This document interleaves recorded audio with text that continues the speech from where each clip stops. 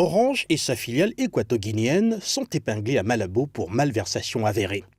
Le pays pourrait, dans les prochains jours, dénoncer devant les juridictions compétentes un protocole transactionnel signé en 2011 après la décision unilatérale de la République de Guinée équatoriale d'expulser la multinationale française du capital de l'opérateur public de télécommunications, Retesa, à cause de graves insuffisances.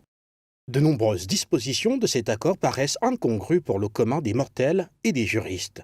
Le dit protocole transactionnel dûment signé par le ministre des Télécommunications, représentant la Guinée équatoriale, engage l'État à verser 132 millions d'euros, soit près de 86 milliards de francs CFA, dans les caisses d'Orange. Un montant décidé unilatéralement par la multinationale est placé dans un article 9 du protocole, loin de ce que pourraient coûter de telles actions d'une entreprise peu compétitive et pas loin de la faillite en 2011, au moment où elle est entièrement reprise par l'État. Sur quelle base la somme de 132 millions d'euros a-t-elle été prononcée? Une interrogation qui résiste.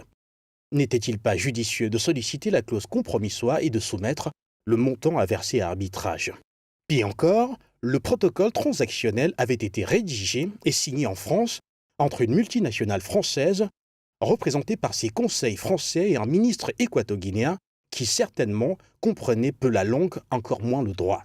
Après la signature du protocole, l'avion du président Teodoro Obiang-Nguema sera saisi à l'aéroport international de Lyon, sur le territoire français, forçant Malabo à verser 20 milliards de francs CFA à titre d'avance de paiement.